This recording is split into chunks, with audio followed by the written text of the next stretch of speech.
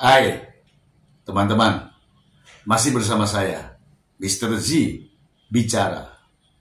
Tentu saja bicara tentang kebenaran berdasarkan fakta, data, dan realita.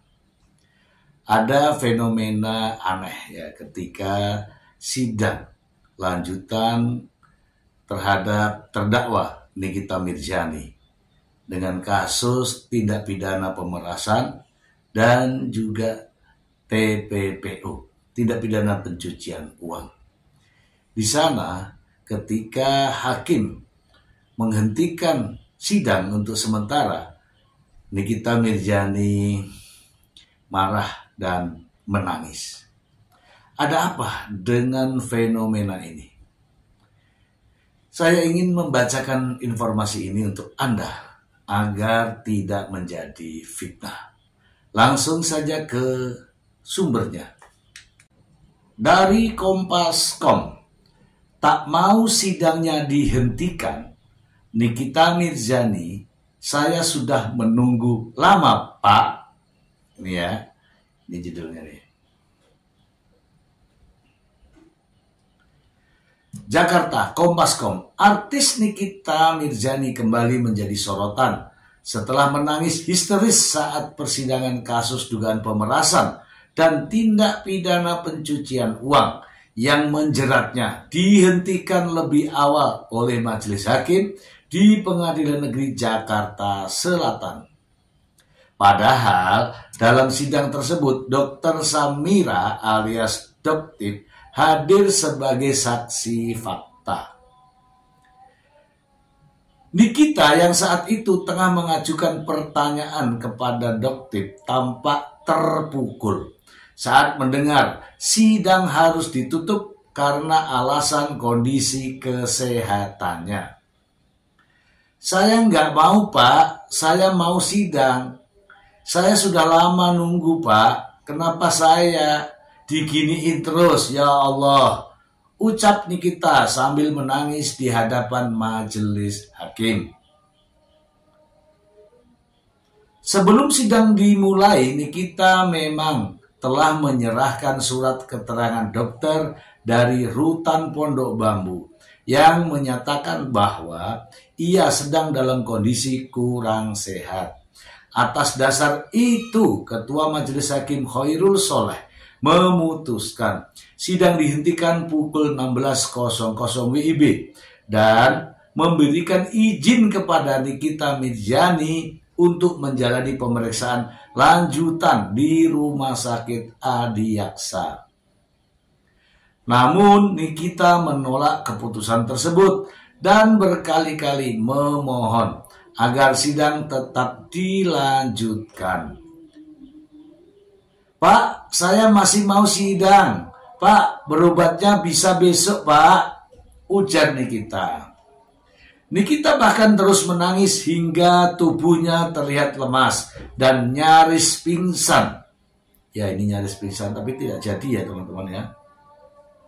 Petugas kejaksaan akhirnya turun tangan membantu mengangkat tubuh Nikita dengan sopan, yang tak kuasa berdiri tegak saat keluar dari ruang sidang dengan sopan. Meski sudah memohon berulang kali, majelis hakim tetap pada keputusannya untuk menunda jalannya sidang. Hakim Ketua Khairul juga meminta jaksa penuntut umum menghadirkan kembali Dr. Samira dalam sidang lanjutan yang dijadwalkan Kamis 14 Agustus 2025. Nanti tolong JPU, Jaksa Penuntut Umum, sampaikan ke saksi untuk hadir lagi hari Kamis tanggal 14 Agustus 2025. Sidang ditutup. Oke teman-teman, inilah yang akan kita bahas. Ini sangat-sangat menarik. Teman-teman, jadi inilah kronologisnya ya. Jadi semula di awal sebelum persidangan dimulai, pihak Nikita mengajukan surat keterangan sakit bahwa yang bersangkutan sakit. Artinya apa? Artinya hakim melihat itu.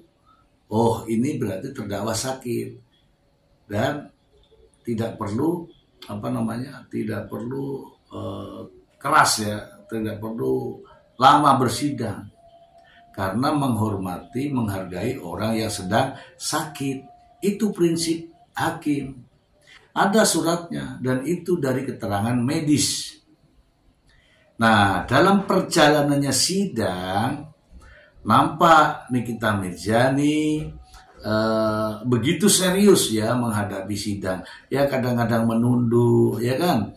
Kadang-kadang di meja di depannya itu dia bersandar. Nah, hakim juga melihat itu. Sinkron, surat keterangannya ada, melihat kondisinya sedang sakit. Wajar jika hakim memberikan izin. Memberikan izin itu baik atas permintaan dari terdakwa. Masalahnya di sini, pertimbangan untuk kesehatan tubuh terdakwa. Nah, diizinkan kan? Nah, anehnya setelah diizinkan justru terdakwa menolak. Padahal di awal pihak Nikita Mirzani mengatakan bahwa terdakwa sedang sakit. Nah, disinilah masalah ya. Teman-teman, hakim itu tidak bisa diatur-atur. Hakim meskipun dia usianya tua, saya bilang nih, tua, terlihat aki-aki misalnya. Anda jangan melihat sebelah mata. Hakim itu memiliki kemampuan. Hakim itu memiliki pengalaman, jam terbang. Bukan hanya kasus Nikita Mirzani saja yang ditangani. Banyak kasus yang lain. Bahkan yang lebih heboh. Memang kalau dilihat ya, hakim diam, orang tua, nggak banyak bicara. Tapi jangan sekali-sekali menilai bahwa hakim tidak tegas. Hakim pasti tegas. Contohnya itu tadi. Ada orang minta izin karena sakit. Ini sangat bijak. Kemudian hakim memutuskan untuk dilakukan pemeriksaan. Namun setelah pemeriksaan selesai, ya kembali ke habitatnya, kembali ke tempat semula, yaitu di rutan Pondok Bambu. Saya mengakui ini hakim luar biasa bijak. Dan sekali-sekali juga saya juga memohon ya kepada para penggemar-penggemarnya, penggemar Nikita ya terutama ya. Kalau ada hal-hal semacam ini jangan diteriak-teriaki. Ini persidangan, ini ruang persidangan yang harus dijaga marwahnya. Tetapi Anda berteriak-teriak kayak di lapangan sepak bola. Seperti Anda ini dari, ya nampaknya ya saya bilang nih, baru keluar dari sebuah rumah sakit yang tentu saja Anda tidak bisa mengendalikan diri karena Anda tidak menghargai persidangan. Janganlah Anda tunjukkan sikap semacam ini di ruang sidang. Kalian anggap seperti di lapangan sepak bola di kampung Anda. Saya gemes ya. Ada pertanyaan, berteriak. Ada sikap, berteriak. Itu apa-apaan. Sepertinya nggak menghormati jalannya persidangan. Nah disinilah ya, gara-gara inilah orang yang tidak menghargai, tidak menghormati persidangan, tidak menjunjung tinggi ruang persidangan, tidak menghormati hakim, tidak menghormati jaksa. Ini nampaknya, ini saya mohon kepada Pak Hakim, sidang pengunjungnya itu dibatasi sesuai dengan kapasitasnya saja. Tidak perlu ada penuh sesak di ruang sidang. Akhirnya tidak kondusif, berteriak-teriak seenaknya. Kita tidak tahu orang-orang itu, pengunjung-pengunjung itu dari mana. Memenuhi ruang sidang hanya untuk mendukung, tapi mulutnya berteriak-teriak nggak karuan. Sebaiknya Pak Hakim mengambil sikap, batasi kapasitas ruang sidang. Dan yang kedua, sekali lagi saya memohon sebagai masyarakat biasa, ingin persidangan ini berjalan dengan baik, kondusif, dan lancar. Tidak ada lagi para pengunjung yang live TikTok. Jujur Pak Hakim, ini sangat mengganggu pemandangan.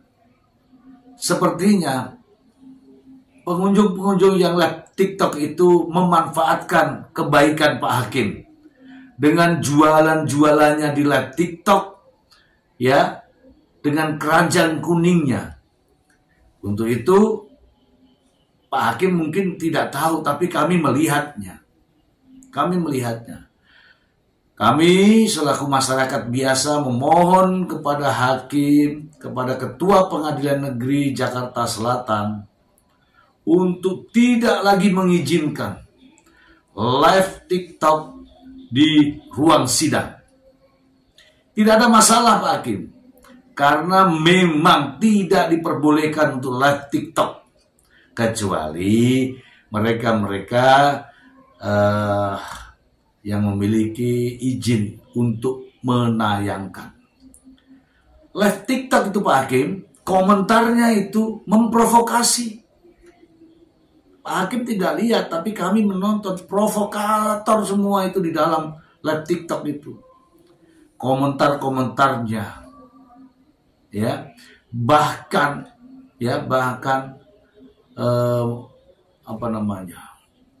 mencela hakim yang sedang fokus mendengarkan. Hakim menutup mata bukan berarti tidur, tetapi Pak Hakim di kolom komentar itu mengatakan hakimnya tidur.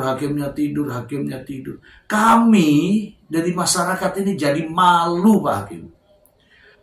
Saya mohon, kami memohon, kita semua memohon agar sidang ke depan ini, di ruang sidang tidak ada lagi yang live TikTok.